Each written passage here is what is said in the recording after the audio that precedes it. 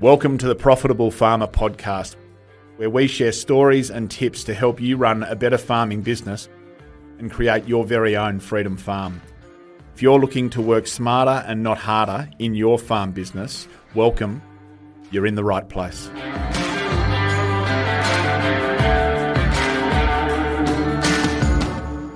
G'day team, welcome again to Profitable Farmer. I don't want to apologise for this, but the reflection as we lead into 2024 is going to continue.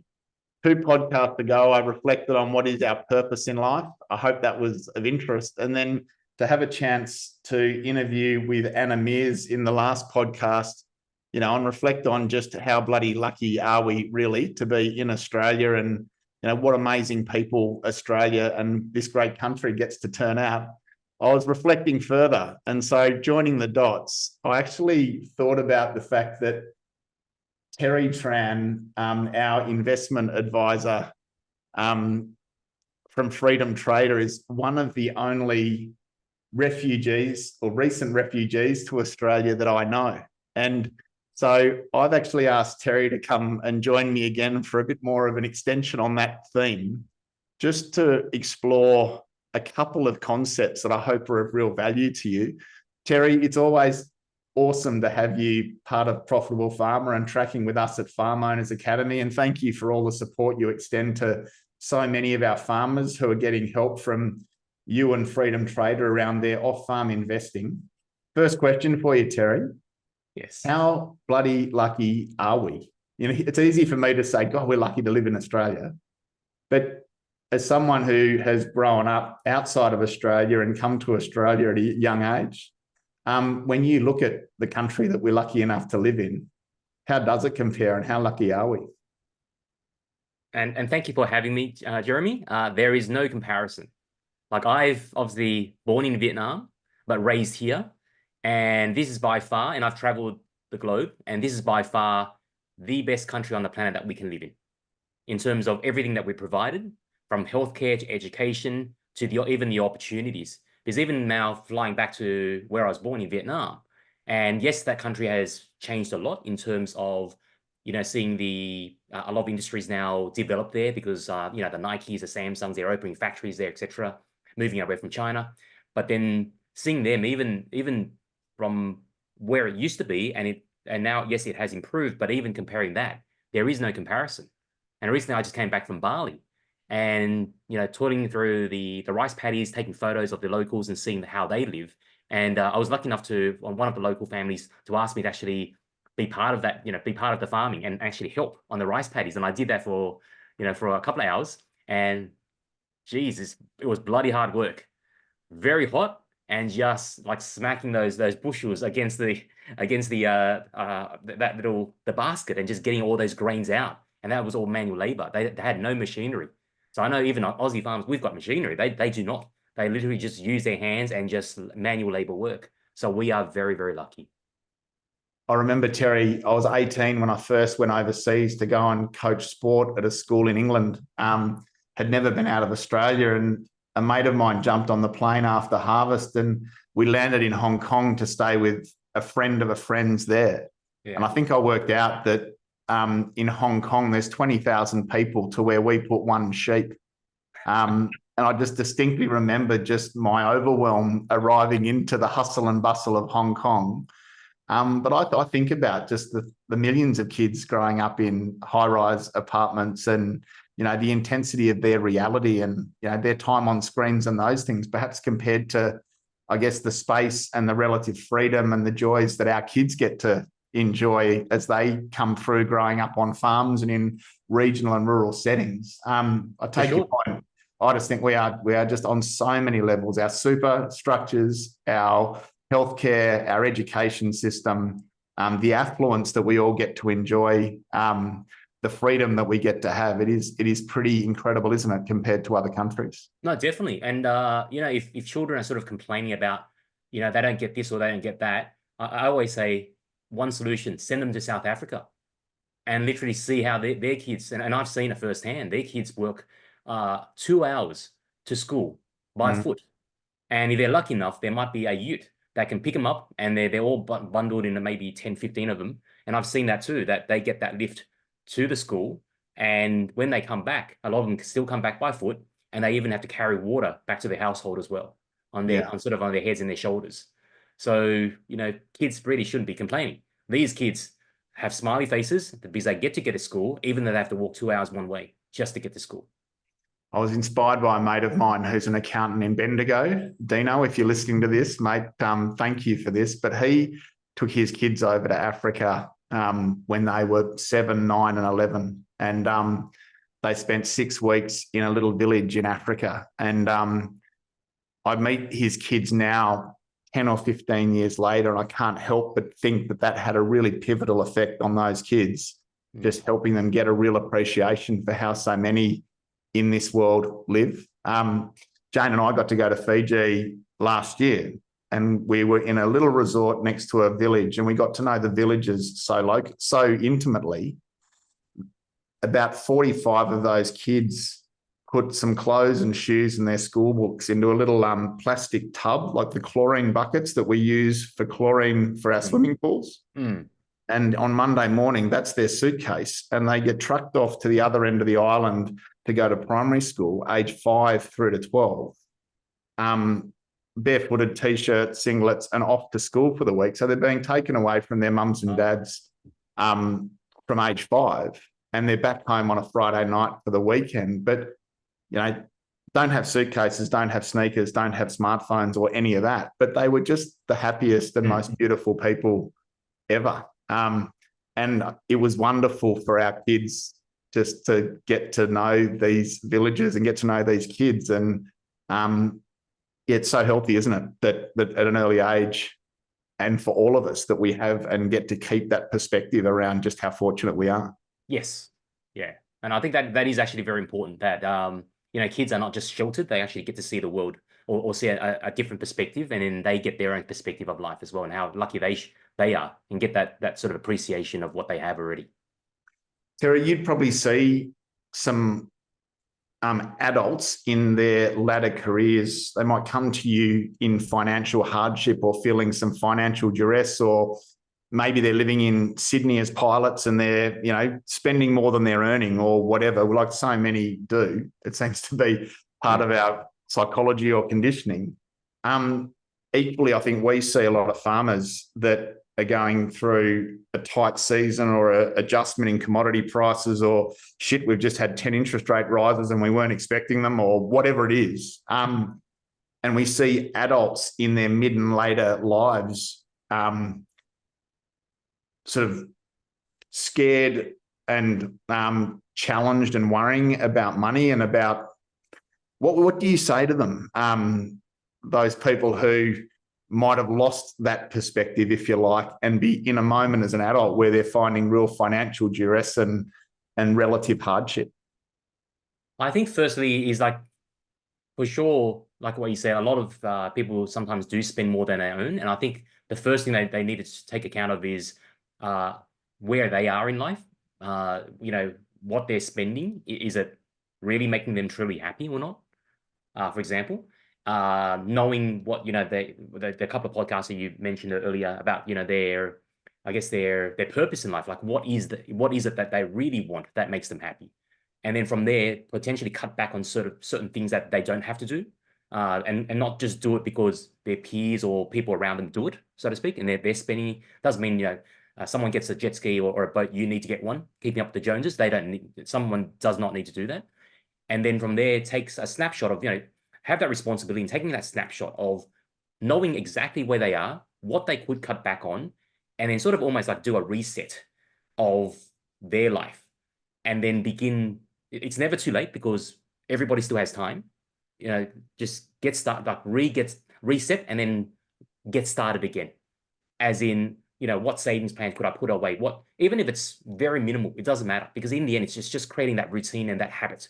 And when that habit grows into, when you see something work, you're not just going to keep going at that small rate. You will naturally go, oh, wow, this does work.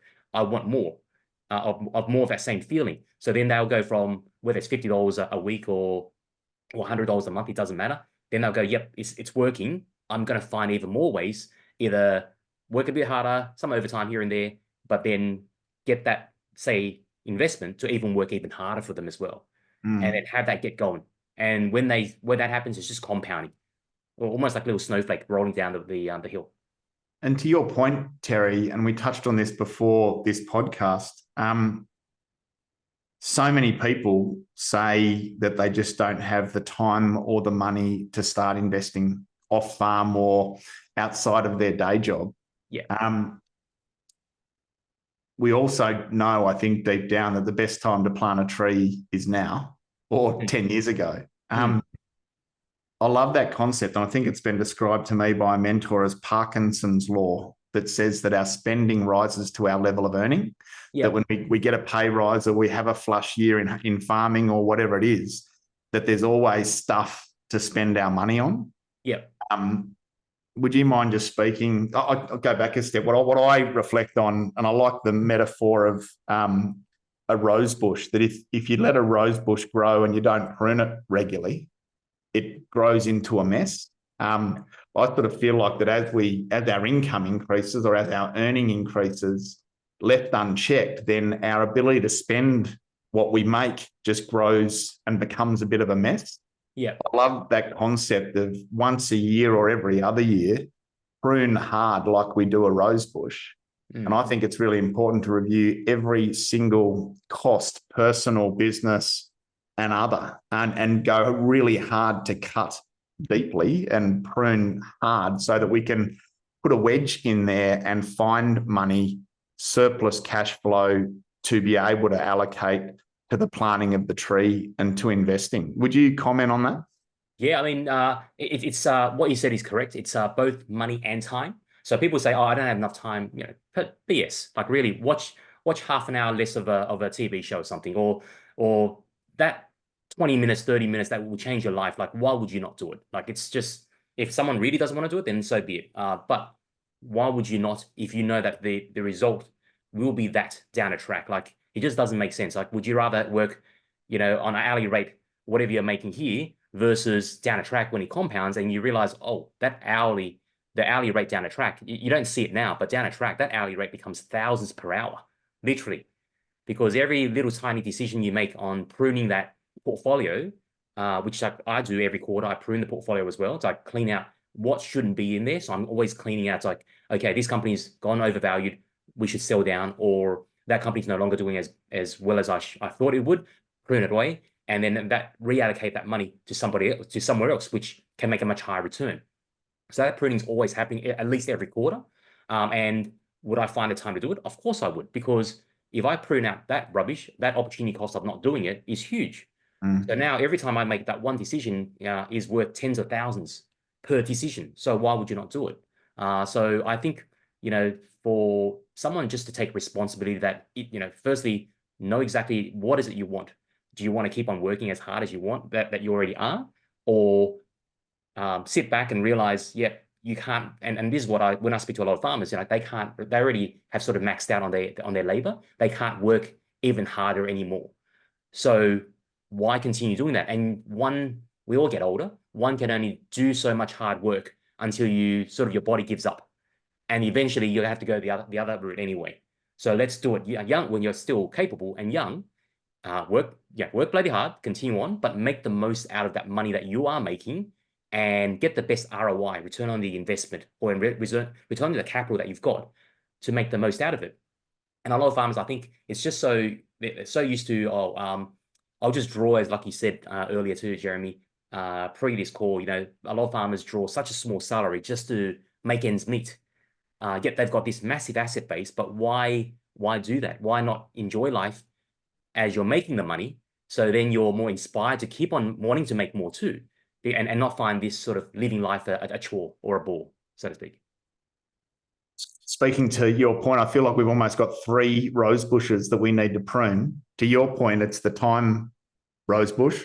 Yeah, we've got to work out where we're wasting our time and look to cut those off so that we can focus our energy and efforts on high value tasks like CEO level thinking, analysis, and investing. Absolutely. Then we've got our spending rose bush, which is personal and business spending. Where can we prune so that we can free up funds for investing. And then to your comment, when you do start investing, then it's important to be actively pruning the investment rosebush as well, isn't it? So that all three of those get to not become a mess and become, beautiful and as we want them over time.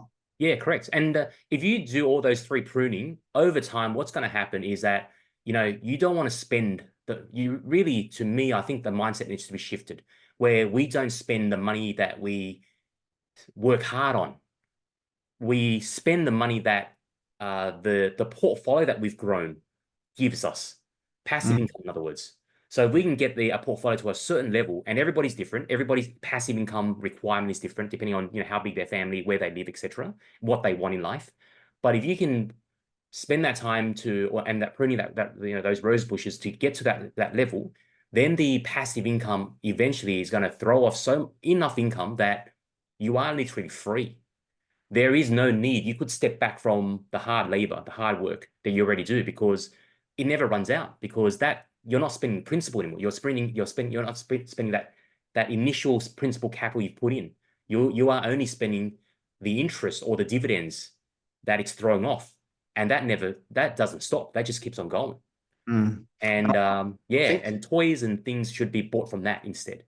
I'd like to unpack this a bit, Terry. I think it's such an important reflection and comment.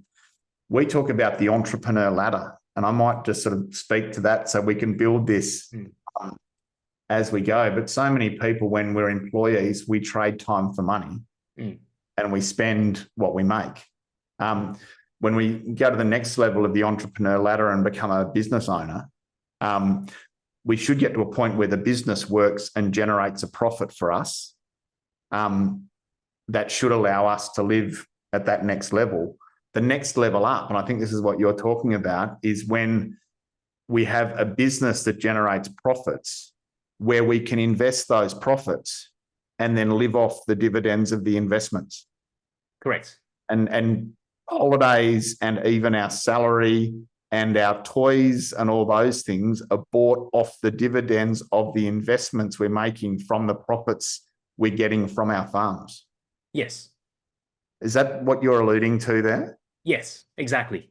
So making the most out of the profits that you're able to earn from the farm.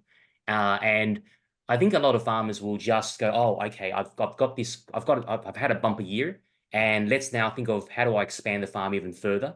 So it's always that thinking, but really have a think about, it's more important, I think, to think about the ROI of that allocation. Is that going to give you the best return on and the outcome that you want? Is it just constantly expanding for the sake of expanding, buying a new tractor, etc.? Is it really going to make a huge difference? If it does, please do so, because then that's a great investment. If you're being able to take, automate some of the processes and that saves you time to do something else that's more even higher value, then do so.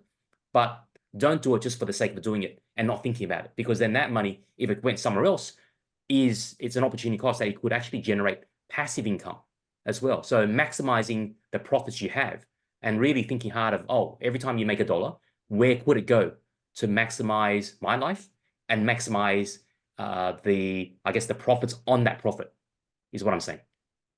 So opportunity cost is not something that I think everyone understands. And you just mentioned that. I'd love to pick up on it. We talk about the fact that capital should flow where it gets its highest value or its highest return. Yeah. So to your point, it might be that when you look across all your allocations of capital, that getting a faster, brighter, shinier tractor or header might be it, or backing yourself to take on a lease or an expansion step might be it. But I think so often farmers make those on-farm expansion steps without an appreciation that if they're going to throw 100 grand at that there is an opportunity cost of 6 or 8 or 10 or 12%. And I don't think they necessarily weigh up the on-farm decision versus the option just to persist with what they have and think about allocating their capital in another way. Terry, could you just explain opportunity cost as you see it, so that we do sort of encourage those listening to think about every investment decision on farm relative to the opportunity cost? Sure. And I think I want to use an example because one example just showed up in my mind when you said that, Jeremy, where there's this couple. It was actually a farmer's wife that I had a chat with, a one-on-one with, and she was a bit frustrated. And what ended up happening was her husband does work in mining as well. So off-farm, making off-farm income, and quite a lot of it, surprisingly, between 20 and 30,000 a month, which is quite a lot in the, I guess, the farming community. And what he's done is literally for the last 8 years, every 20 or 30,000 a month that he's worked so hard on the mines, he's literally been just putting it back into the farm. But yet, 8 years later, has been nothing to show for it. And yet, I just did a compounding table on that amount, and I said to just on a very basic 7 to 10%, not even going 15, for example, per annum, and that money could have easily generated between I think it was 5 to 7 million, like in a portfolio over the 8 year period that she's seen nothing out of, and yet now they're still living like they were 8 years ago, and that's why she was actually getting quite frustrated. That is this the life that she wants to lead? She never came from a farm. She was actually she didn't come from a city. She was grew up in the country, but not a farmer. But then ended up marrying a farmer, and had a very, I guess, honest chat with me, and that's what ended up happening. And I was just trying to let her know that there is an alternative as well. And yeah, and I see that in a lot of farmers. It's that there's no thought of what's that return on investment if you make versus a return on investment somewhere else off farm.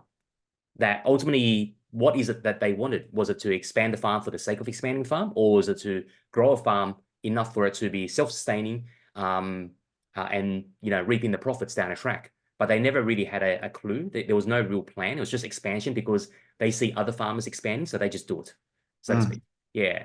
But that realization of opportunity costs is quite huge, especially when someone's plowing that much on a monthly basis.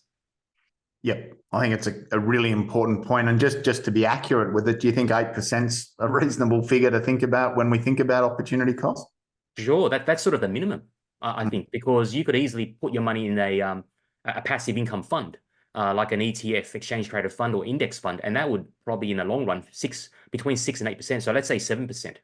But then actively manage it, take it over 10%, and that's going to be a huge difference. It might seem like it's only 1 to 3%, but that 3% compounded over time is not a third more down a track. It's more than double to triple down a track. And if you take it down, say by an extra or another couple more percentage down, say 12, now it's probably 10 to 20 times the difference in 20 years' time. So that compounding effect makes a huge difference. And the great thing too is, unlike expansion with farming, where a lot of farmers, they can't afford to just go out there and buy another land because they've got capital. They've got a lot of equity. So you'll usually, which is what I've seen time and time again, is borrow against the equity, take on even more debt. So it's just constantly more expansion, more debt, more expansion, more debt, more interest cost. And in low interest rate environments that we had pre the last 18 months, it's fine. When the cost of capital is like 2%. But now when an average cost is like 6, 7, 8% on interest loans on farming, it's expensive. So then the return on investment or return on capital is now very important, because if you can't make 6 or 7% and you're paying 6 or 7%, what are you doing it for? It's literally you're just breaking even just on pure that, excluding all the other costs of running a farm, which of course is quite substantial as well. Yeah. Yeah. And so Terry, I think when farmers listening, the benchmarking that we do, best practice, farms can achieve 25 to 30% profit on income as a sort of consistent long-term average. So when farms are profitable and operating at that level, and that's after paying the owners a salary, then taking on debt to buy some more country, the cost of debt can be achievable. Yeah. I think the benefit too there is that capital appreciation on the land of long-term average is 6% per year. Yes. So I think for a really high-performing family farm or a high-performing farm, there is the justification to use expanding farmland as a wealth creation strategy. Yeah. But I just think so many of us are doing it, and probably on a more simplistic level, the faster chaser bin and the more modern tractor and the bright and shiny truck to take the grain to the silo. I think people are making those sorts of decisions to upgrade their plant and all of that without that consideration for, well, the alternative is that I just persist with the truck or the tractor or the chaser bin that I've got, pay it off so I'm not paying debt on that, and let it run, and then allocate that 50 or that 100 or that 200 grand toward off-farm investments that, as you say, can earn 12, 15% and compound. I just think it is so easy for us to go and, just throw capital and constantly reinvest profits back into the farm without creating that wedge and actively and early looking to invest elsewhere. Yeah, because I was gonna actually, it's good at least you mentioned towards the end, Jeremy, about the off farm, because I was going to challenge that, because the other parties, as you expand the farm, of course you take on board debt, and even if you can afford it, why not expand off farm, which diversifies away the risk, but then also at the same time you're creating now a liquid portfolio. And when I say liquid, it means that you can expand the farm, but if you need to sell, let's say you need emergency funding, you can't sell farmland at an instant. It will take a lot of months by the time it's settled. Obviously, you have to wait for the right time. But a liquid portfolio, you haven't expanded with debt. It's just liquid. So what that means is if you need emergency funding, i.e., let's say you got 200 grand now and a tractor breaks down and you need 20, 30 grand to replace it, fix it, whatever, you can literally liquidate a portion of whatever portfolio you require, and the money's in your account within 2 days. That is that's how flexible that capital actually is as well. So it's one, it's getting the high return, but two, diversifying away the risk as well from on farm, and then three, being liquid. So then you truly feel free, because a lot of my assets, in the old days, I used to believe in creating buy investment properties, and they're hard assets. But then what I came to realize was that I remember having one investment property where a tenant just didn't pay rent for 6 months, had to take them to court, etc. And eventually we won. But that was such a hard experience to go through, because cash flow dried up. And if you've got one is fine, but if you've got 2 or 3 others going through the same thing, if all it took was just one more tenant saying, for example, not paying the rent, then I'd be screwed. So then I realized, oh, this is like almost like a domino effect. And then the other thing too is the more debt I take on, the more I needed to work to ensure that, one, I get the negative gearing to make it work, because it's all about negative gearing at the time, depreciation, etc. And then two, was I really free? I wasn't. I was working for the banks.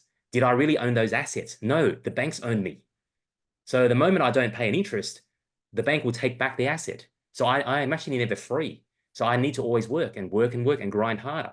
But the moment that I realized that, I started settling down, and then I went on to this path, which is just pure liquid assets with no debt, but growing at even a faster pace than residential property. I'm growing an asset portfolio that has no debt. So forever, I'm actually obliged to nobody. And that is true freedom, where you have assets, generates a lot of income. You use the passive income to pay for your lifestyle, your living, pay all the bills, support the family.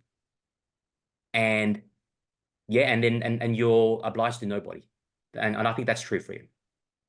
I like that quote, that debt is the enemy of flexibility, comes to mind. Yes, it is. It can be a positive motivator if it's leveraged in the right way, but to your point, often then you're stuck working to grind it out. And so many farmers make an expansion step, and because they're not performing in the top 10%, which is where we sort of really focus to help people arrive to, they never actually recover the debt that they accumulate when they do make that expansion step.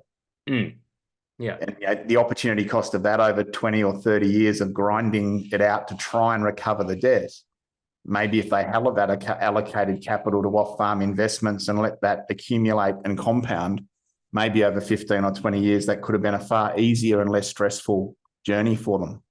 Yeah, for sure. And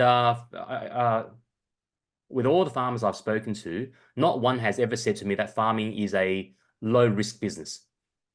It isn't, because everybody knows, every farmer is subject to on top of normal business issues, which most business entrepreneurs have, It's always, there's that added pressure of, how's the weather going to be for the next year or the next harvest season? How is the commodity prices going to be? So there's all these added pressures on top of farming that farmers just don't have control.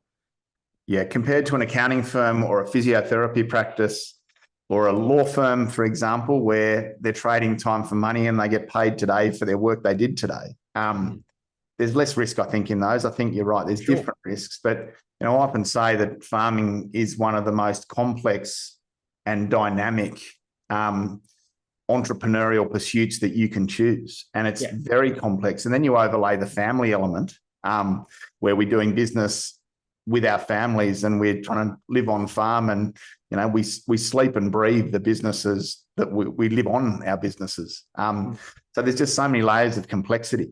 Yeah, and that's why I think that without all that complexity that you speak about, why with all the farmers I've spoken to, and many that are already Farm Owners Academy, members and Student Platinum members, they actually say to me that it's one of the best things they've ever done. It's with you guys being able to turn around their farm from a non-profiting farm, and also I think shifting their mindset from grinding, just grinding really hard over the generations and seeing their parents do it, and then they're going to do the same thing, but then changing their mindset to becoming sort of a freedom farmer where they make it profitable and become more free. So yeah, I think you guys are doing great things to help that in that regards. Thanks, Terry. I appreciate that. And yeah, we feel like that we are adding real value to those that lean in to our Platinum Mastermind program and other programs. It's amazing to see the results that they get. But Terry, just on this, let's play this out. But Terry, let's explore this a little bit further. Over your years and with Freedom Trader, how many farming families have you worked with? We've worked with close to, from that one farm we started 6-7 years ago, to over almost 500 now. 500 Australian farmers. It's amazing. And so when you arrive to them, what do you see, and kind of where are they stuck that might keep them from getting on with investing? Yeah, I think really, if I look at like percentage-wise, I'd probably say 1 in 10 are probably sort of, they're running their farm as it should.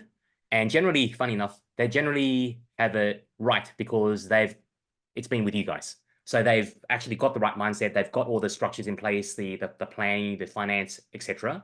from that.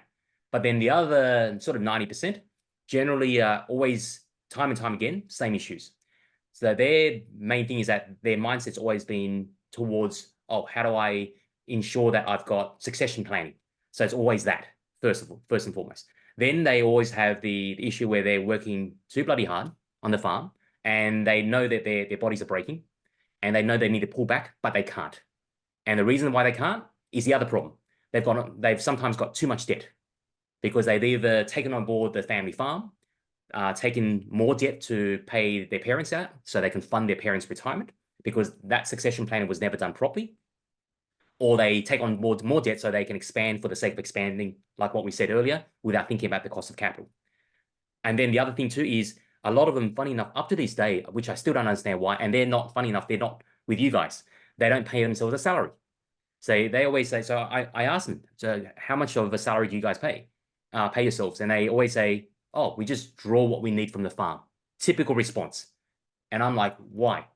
Why just draw yourself that minimal salary, and yet you're so asset rich, but very cash flow poor and living very poorly, yet you're, because you're thinking about the succession planning. But, it's important that you also live well, and then you're more inspired to keep on doing the farming work as well.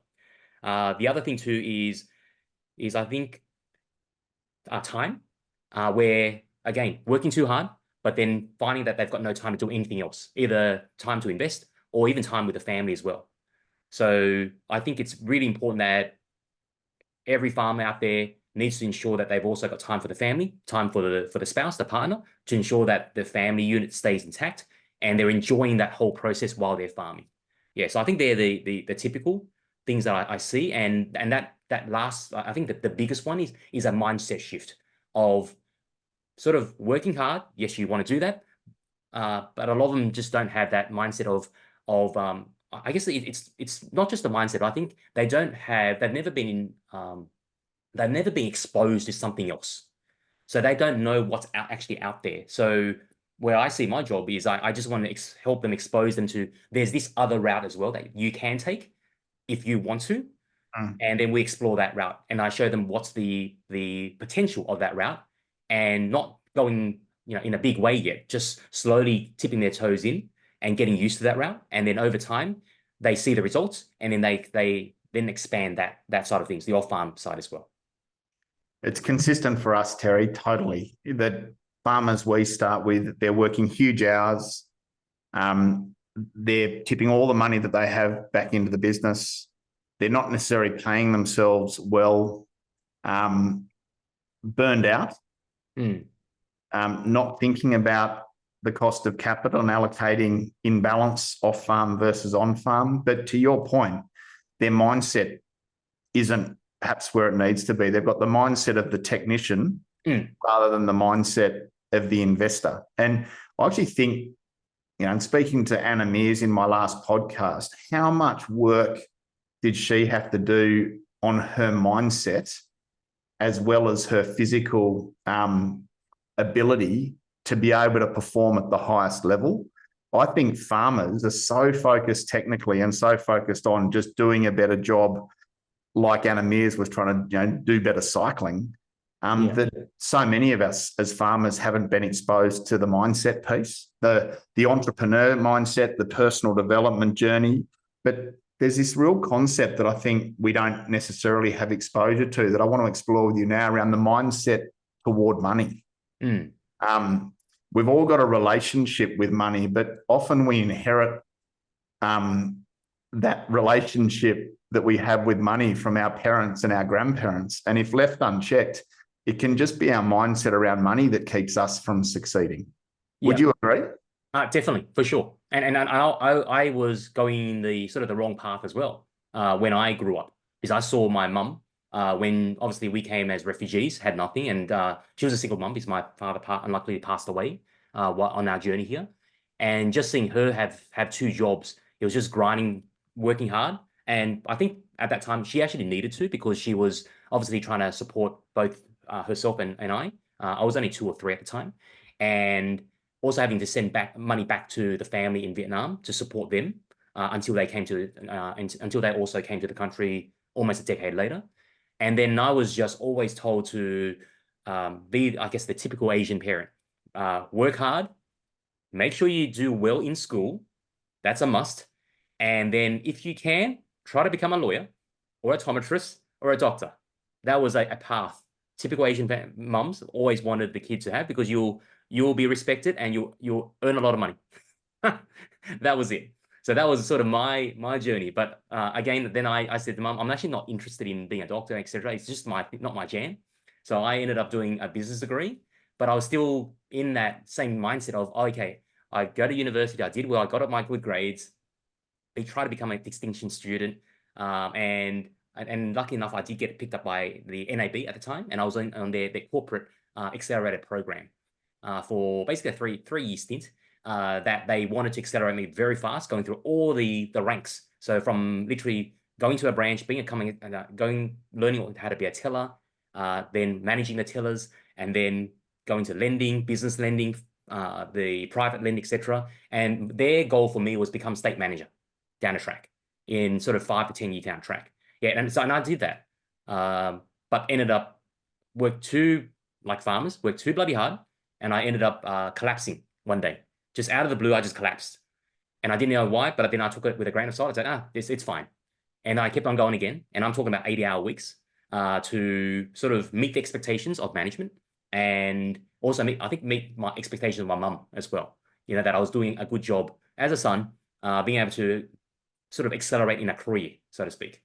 And it wasn't until the last time when I collapsed, which is the 5th time now, that I accidentally collapsed on top of a stairway, just heading out to lunch in Sydney, one of the offices. And I didn't realize I actually rolled down the stairs, a flight of stairs, and then I ended up on the pavement. Thank God the doors were open. I ended up on the pavement, and I hit my head so hard I was concussed. Unfortunately, though, because I wear glasses, and at that time it was frameless glasses, it actually cut one of there's sort of a slit in top of my eyes, and I actually was bleeding. And someone saw me on the pavement bleeding, and I was just out. The next moment I woke up, I was actually in hospital at Randwick, and then just drenched in blood, my whole white business shirt. And then I realized maybe something has to change. Like I just can't keep on grinding to the stone like this. Yes, I'm getting good pay, getting recognition, but what for? Yeah. So it was one of those moments, pivotal moments that shifted my thinking to realizing that working hard can't be it. And that was still my early 20s. And I realized that things had to change. I could not see myself keep on going, for the next 10 years doing the same thing. Yeah. And then I think it was just that circumstance, that all the circumstances that forced me to change. And that was a good thing because the moment I started changing, everything shifted. Yeah. So where do you reflect on where you might be if you hadn't changed the mindset around money that perhaps you inherited? You were on that trajectory of being climbing the corporate ladder and grinding and perhaps burnout and fatigue and collapse. Yeah. Yeah. How do you see your life playing out if that had been the trajectory and that had been the money mindset that you stayed with? I think if I kept on going, and I actually think that potentially, touch wood, potentially I'd be very sick, health-wise. Who knows where that would have led to? Because the body was already telling me to collapse 5 times isn't funny, and it was collapsing 5 times within a sort of a year and a half. So every couple of months I'd collapse, and they couldn't find out why. It was just sudden loss of blood pressure, either not eating at the right time because of meetings, etc. So it's just chasing that. And I think one was definitely health, and the other thing too is probably not having the beautiful relationship that I have with my wife, that we've been able to travel the world and literally I try to like step away from the country every 6 months. And if I was doing that corporate ladder with only a couple of sort of, the 4-week annual leave type thing, that would never have happened. So changing that allowed me to have finally sort of build over time, build the life I want. Was it immediate? No, it wasn't. It took hard work to go from sort of that comfort of having a set salary and to having almost pretty much nothing. And then starting from scratch again. It wasn't an easy journey, but I took it anyway because I knew I couldn't keep on going that way. And then from there, yeah, and you make sort of pivot change along the way. That didn't work. Okay, what else? That didn't work. What else? And then investing ended up being where I really enjoyed what I was doing. So it wasn't actually work anymore. It was actually like finding bargains in the market, like what's gone down in price that's worth a lot more than it should be, and then just going like almost like a shopaholic, but rather than going out there and buying handbags or toys, I was actually buying stocks that appreciated in value, and I enjoyed doing that as well. So, and then of course the side effects was that it built wealth at the same time. Terry, having worked in finance and corporate finance in Sydney as well, I can reflect that for me, it would have been 80 hours a week work, maybe 3 or 4 weeks holiday a year, and hard work every work for a modest balance sheet at the end of the day. Yeah. I don't not quite know how many hours a week you work and how many weeks holiday that you enjoy and what your balance sheet looks like, but it is chalk and cheese, isn't it, compared to the trajectory you were on versus the freedom and the abundance that you get to celebrate now. Yes. And it wasn't just all about the money side. The money, I guess, came as a side effect, but it was sort of the life one wants to create in the end. Like, are you actually happy about the life that you've created?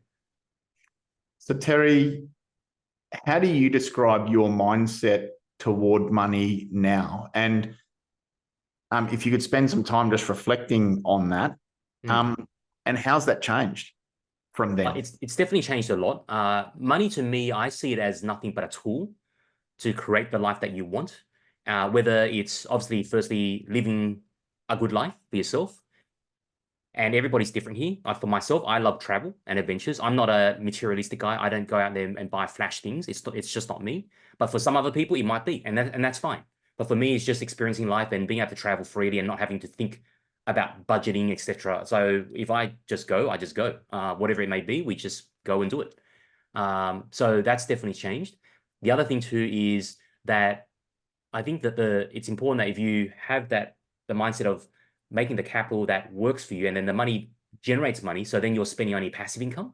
So that's another mindset shift that someone needs to, if they can, shift, because that's changed for me. I used to grind hard and then I had that, budget for the for the holiday at the end of the year, the annual leave, and then that's all I could spend. But I worked hard for that money.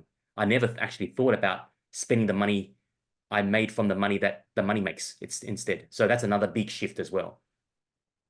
And then the other shift here is when I think it's being able to, like I said, as a tool, being able to then use that to support not only the family, but whatever causes you want to support, whether humanitarian, environmental, wildlife, wherever it may be, you can actually freely support those causes as well without thinking too hard about it. So I think that's that whole mindset shift that has taken me sort of a quarter of a century to develop as well. Appreciate you sharing that, Terry. I think there's a shift, and it does take time to really lock in. And I love the journey of it, is moving from a scarcity mindset toward money, that there's not enough of it and you've just got to work hard and keep your head down.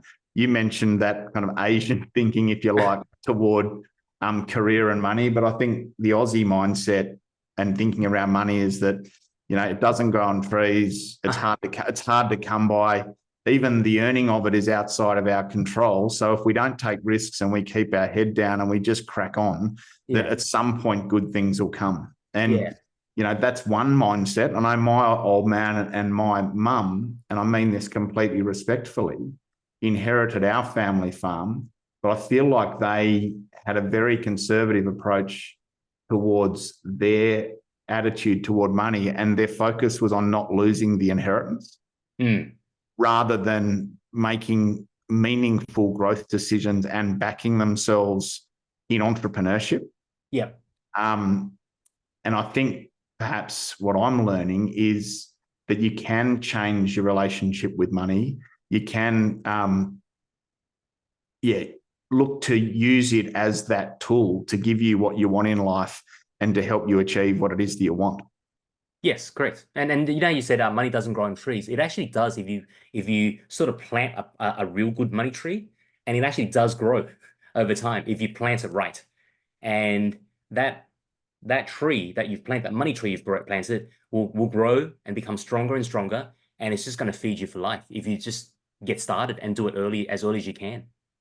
So just on that, we talk with our farmers, and certainly our first and second generation farmers, about this notional goal of getting to $1 million gross income. If you can have a business that can generate you $1 million income, then from there you can start to really get economies of scale. And we measure scale as revenue, not as acres or hectares or area.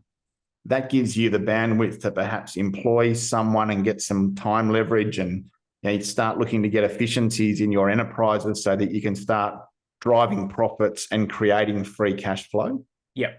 So the threshold to go after is, get to your first $1 million in revenue as a baseline revenue for your business, and then you can turn the corner and look towards second base, if you like. Yeah. Yes. What's the first base in investing? Is it something similar, or what would it be? It's actually it's lower. So I want them to go to that $1 million and plus, of course, but to make it achievable and to inspire them to keep on going, is that the first base is firstly 100 grand, because that 100 grand will generate 10 to 20,000. So then the interest is there when you get that. And then from 100 to 250,000, and then $500,000, then 750, and then $1 million.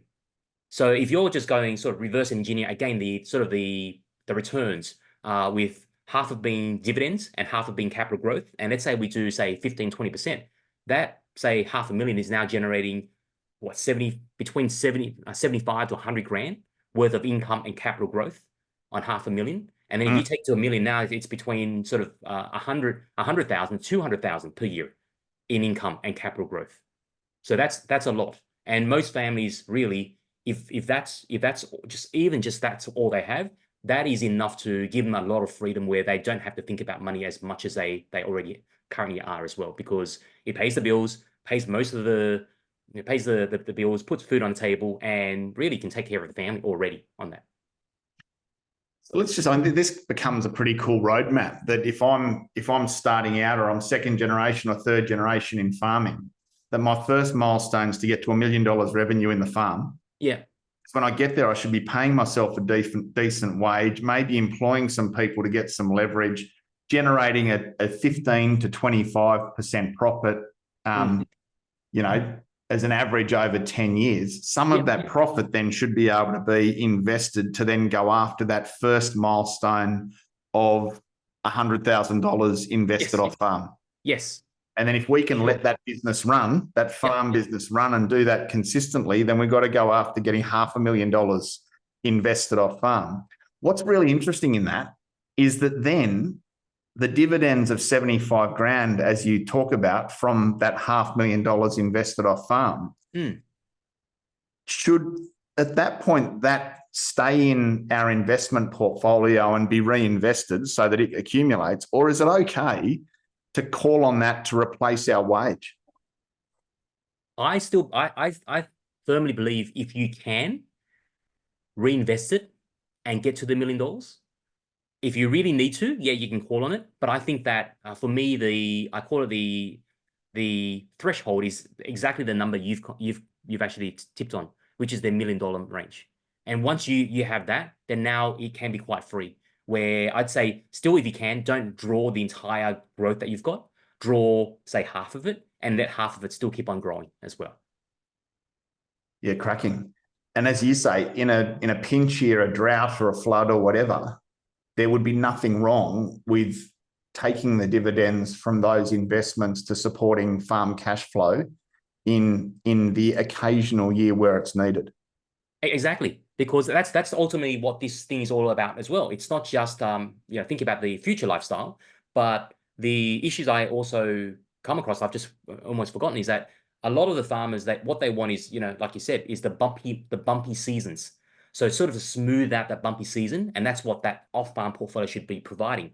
It's not just think about the future, but if something goes wrong, that bumpy season is smoothed out because you can draw upon the portfolio. The dividends will come in and it will smooth out that bumpy season because there is always continued dividend income that always gets paid because that's just their thing. The company has set a target and they will pay those dividends.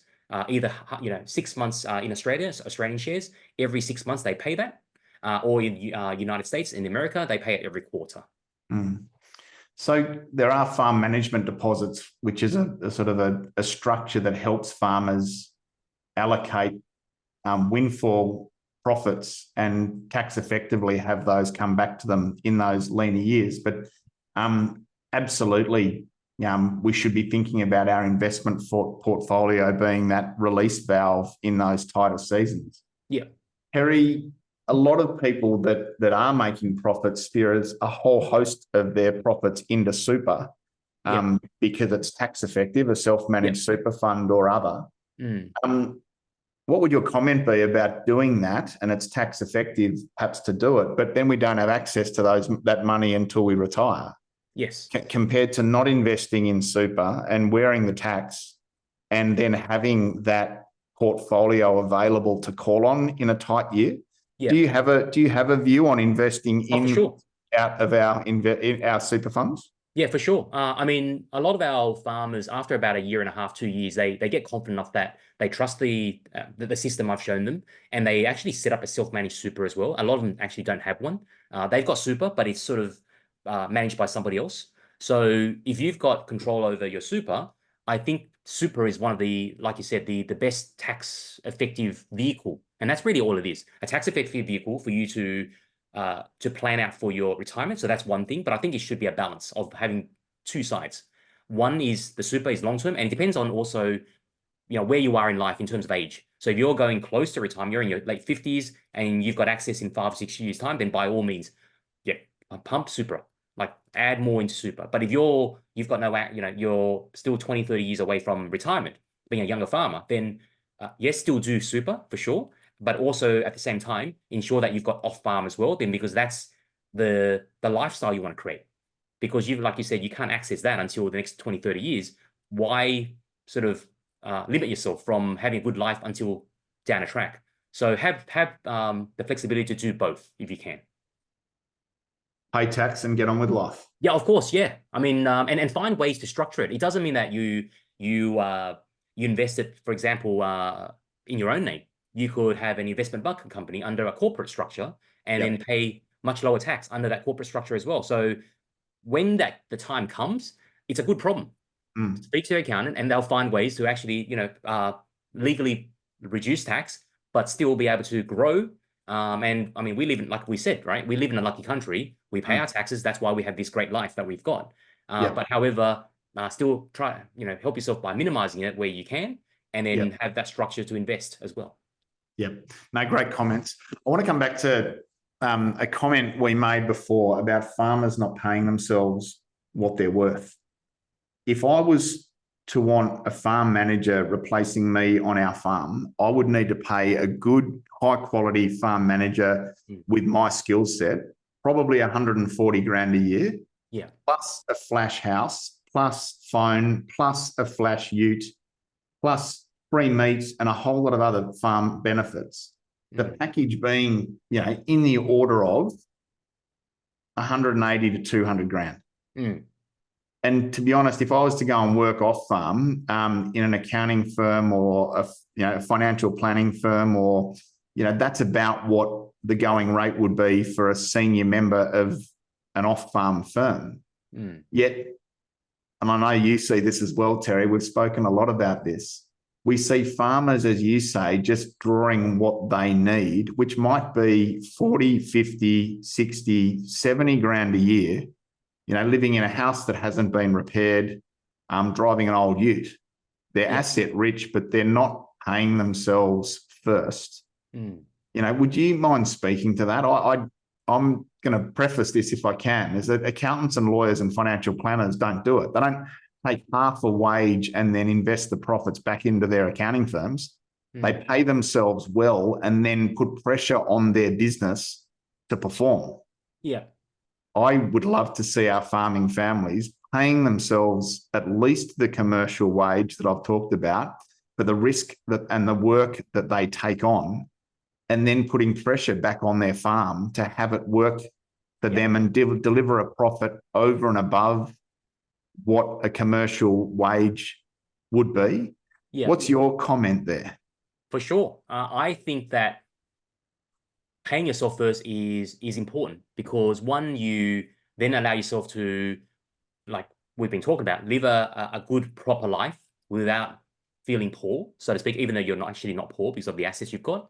And then two, having flexibility of, now there's the cash flow, not just taking care of the family, but at the same time being able to now also invest start an investment portfolio off farm as well. So that has that other dual benefit, and making better decisions, because when you're putting pressure on the farm by paying yourself a proper wage, then compared to the peers of great farms that work very well, like where are you situated at? And if it's not, then make the necessary changes to make that farm structure it in a way where, and it takes time, of course, but make that change to make that farm become efficient and more profitable. Because if you're just drawing that minimal, you may think you're doing well, but you're actually may not actually do well when you talk to other pea farmers, which have the team and have everything all running, etc. But they never got there in one step as well. It took time, and it is important that you at least get started on that step, and then be able to look back and say, "Damn, I did a good job,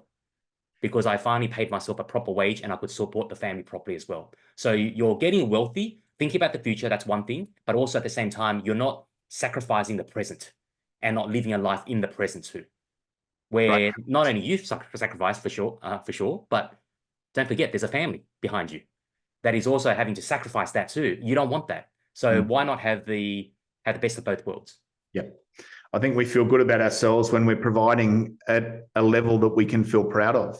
For sure. And if we're only paying ourselves or drawing from the farm account what we need when we need it, we don't get that feeling. And to a point, we can feel poor and make poor decisions,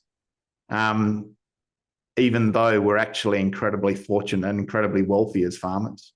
Yes, exactly. And then that's all that the same, going back to that scarcity mindset you were talking about. And that's where it sets in. It's because of that. You feel poor, you act poor, and you have poor decisions. Scarcity mindset. Yep. So Terry, you and I have spoken about this as well, but that book Profit First he calls himself Mike Motorbike because no one can pronounce his last name. I'm going to have a go. I think it's Mike Michalowicz. Yeah, that's it. Michalowicz, yeah. Now That's you've met Mike, I have. and you know that book. Would you mind just speaking to that concept of profit first, and even your conversations with Mike around just how important that is, so that investing can become a priority? Yeah, for sure. Like when I spoke to Mike, on the stay, he was at a conference. That's why I was there. Actually, it was a dinner, and he had a chat about obviously summarizing the key point of the book, which is profit first. In other words, paying yourself first, which is what we've been talking about. So ensure that you at a set week, a set time, you always look at your balance sheet or look at your cash flow, and then have a predetermined allocation of, whether it's 10% to yourself, then 10% towards tax, or 20% towards tax. So you're separating your accounts. So it creates that routine. And then afterwards, after you paid yourself first, then you can freely spend whatever you want to.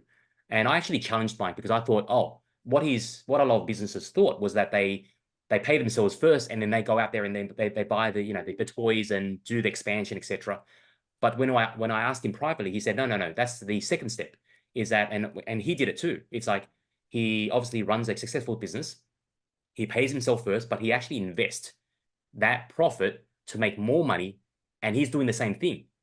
He just didn't want to go too advanced and lose people, so he actually does live off his investments as well. So Yeah, I'd love it that we reconfigured our budgets and reconfigured our profit and loss in how we run our accounts, so that we've got income, and then we've got drawings at the top, yeah, and then we've got servicing debt and paying tax, and then we've got our operating expenses after those things. I think what we do, we set up our budget and our accounts, and the salary is just down the bottom. Whatever's left, we get. Yes. But I think we need to turn that round. And what I love when I read that Profit First book, Terry, and I do absolutely recommend it to all of you, is that if we do pay ourselves a commercial wage for what we're worth as highly capable farm managers, then let's say it's 120 grand plus a house plus a car becomes our package. We've probably been living on 60 or 80 grand a year. But it just means that from today, every month, we can start allocating 3 or 4 or 5 grand a year to an investment account. Go and do a course, actually not a course like yours. I'm going to say go and do Terry's course, the Freedom Trader course, because it is the best at learning how to actually make incredible returns from direct investing in shares. And then you got the ability, all the BS around don't have time, don't have money, don't know how, disappears, and you can start putting $3,000, $5,000, $6,000 a month away and start the investment journey. The thing I like about that is that it puts our farms back under pressure to perform, which has us ask better questions back of our business as well. So for me, if there's nothing else to take from this, challenge the mindset that you have around money. The money mindset that you inherited might not be serving you. And as we heard from Terry, make conscious steps and learn how to move from a scarcity mindset to one of real abundance. But then pay yourselves first, pay yourselves a commercial wage, prune the rose bushes so that you've got time and then free cash flow to allocate to investing. And if we do get on with that now, 3, 4, 5 grand a month, Terry, how can that look, and how can that accumulate over time to get us towards those goals of 100 grand, then 250, then 500, then $1 million? How long does it take to get? I mean, if you're actually starting, and I always say, you start small. Like I tell all our farmers, because for me, myself, my priority is not just helping the farmers make money, but the priority is actually reducing risk as well. So reducing risk to basically as low as to zero as possible. So you start small with a small amount and get comfortable for the first couple of months. Not about making money; it's actually knowing, understanding the process, knowing what you're doing, and then seeing results on a small account. And then naturally you'll be confident to add more. And if the amount you're talking about, Jeremy, like that 4, 5, 6,000 a month, that's quite a fair bit. That's going to really speed up the whole I guess scaling up part, where that 100 grand will be literally in about a year and a half. You'd be there, just like that. And of course, there's returns plus the money you're throwing in as well. So every Yep. dollar you think about it, every dollar you put in, every 5,000 you put in, you're generating at least sort of that 10% now. So say what, 5,000, it's basically 500. You're getting a 500 sort of on a sort of, yeah, literally, you're just adding 500, 500, 500 on top of the returns and on top of the money you're putting in. So that's going to speed up very, very quickly. So yeah, and then that seven-figure portfolio will actually be in reach within, I'd say, 5 years, very quickly. Isn't it amazing compared to trying to accumulate $1 million in balance sheet wealth through farming? This might just be a more efficient way to do it. It might be that the farm that we have is big enough, and that if we really turn our time and attention to what Terry's just described, that we can actually create at least as much balance sheet growth off farm and buy the farm next door really quickly and efficiently with free cash flow in 10 or 12 years. I think we've got to think differently about how we go about building our balance sheets as farmers. And hopefully this has been valuable to all of you listening about just thinking about perhaps a different way of achieving what it is that we want to achieve. Yeah, and Jeremy, I was just going to add to what you just said is correct too, because when you have that safety, I guess a safety mindset now, knowing that you're taken care of with a off-farm portfolio, so the risk is now gone. Farmers will definitely feel far better, or not having to be concerned about anything from left field, bad commodity prices, bad weather, etc. So that's gone. And then on the other hand too, they now have a very free mind or an abundance mind to think about other opportunities, expansion opportunities without fear anymore. So that's going to take that fear away as well. Yeah, I love it. So Terry, just to give people a sense of that, I've been wanting to ask this question for the whole hour. Sure. How does it feel having a business that profits, that allows you to build an investment portfolio? How does it feel to live and buy toys and have holidays on the dividends from the investment portfolio? It's actually amazing because you don't have to think about budgets anymore. You just know that if you want to go, you can go. So Jeremy, this is what I do. I've got this world map. And what I do is I've got like little places I've already visited, the countries I've visited, I put a little pin on it. And then when I see like a area or a country or a region that not many pins on there, I just point my finger, I want to go there. And then that is it. And then we just go, yep, we'll see what's around that region. What could we do there? We book our air flights. My wife loves the planning side. So then she just fills it up with adventures, doing all crazy, amazing things.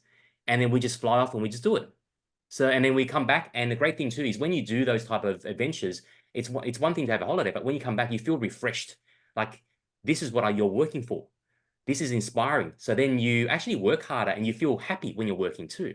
And then whenever you can sort of pre-plan your year in advance, knowing that, oh, this is a holiday break you want to take, you actually do work harder because, as you know, Jeremy, I don't know about you, but whenever I know there's a holiday coming up, that couple of weeks prior to it, I work bloody hard to make sure everything's all taken care of. So you're very efficient. So you don't have the Parkinson or, the thing where you have more time so you can sort of take your time. No, you don't, because you're flying off. So then you become very efficient during those periods. So in fact, the more time you take off, or the more sort of mini holidays you have, which whatever amount it may be, it doesn't matter. Then you're working really hard during those times to make sure things are done. So when you're on holidays, you can just enjoy the holiday. Yeah. And then you come back, you're refreshed, and you work hard again, and you love life.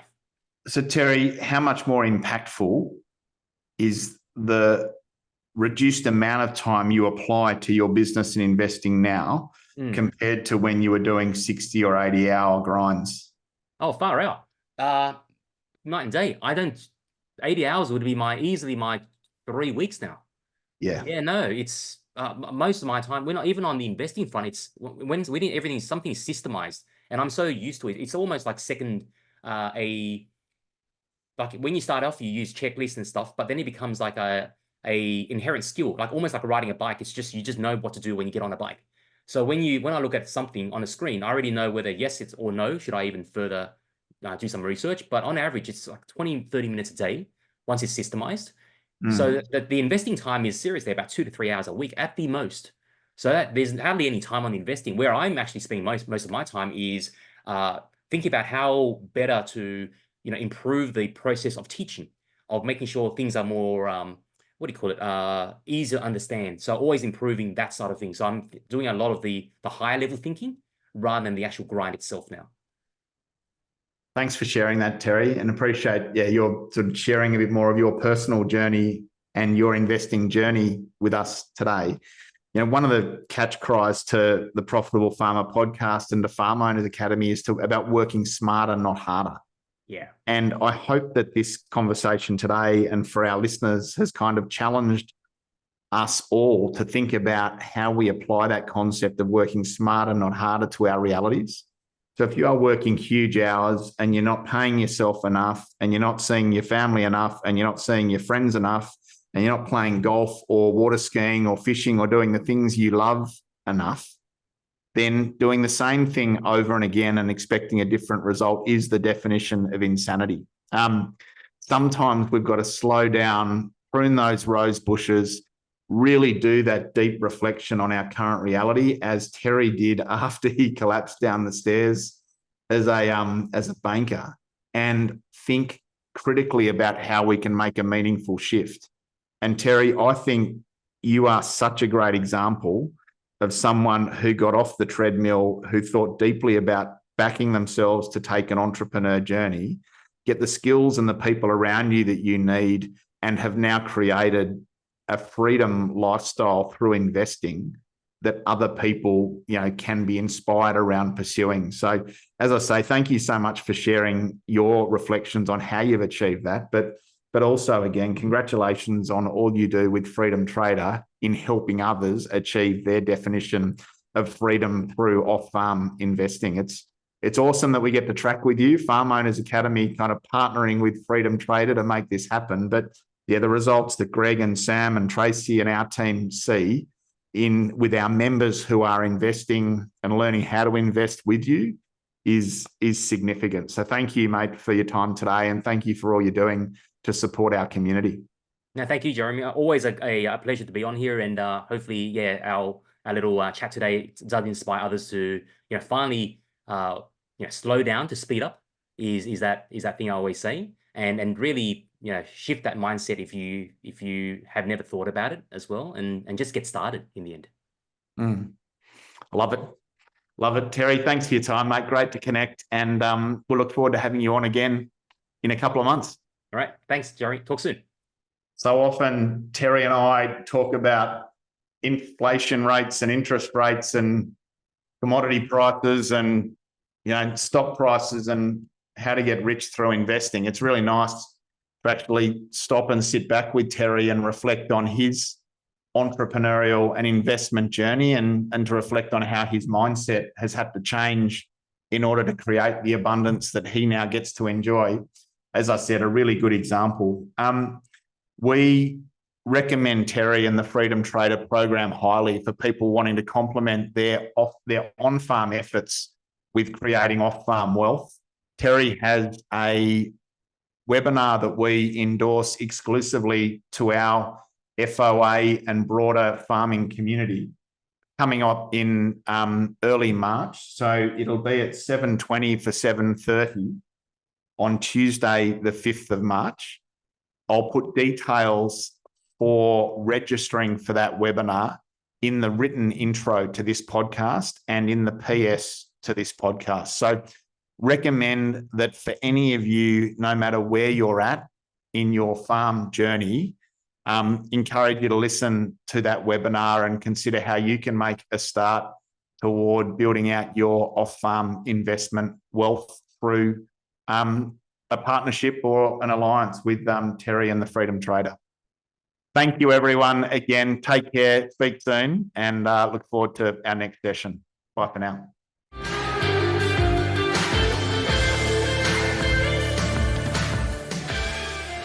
Thanks for listening to another episode of the Profitable Farmer podcast by Farm Owners Academy.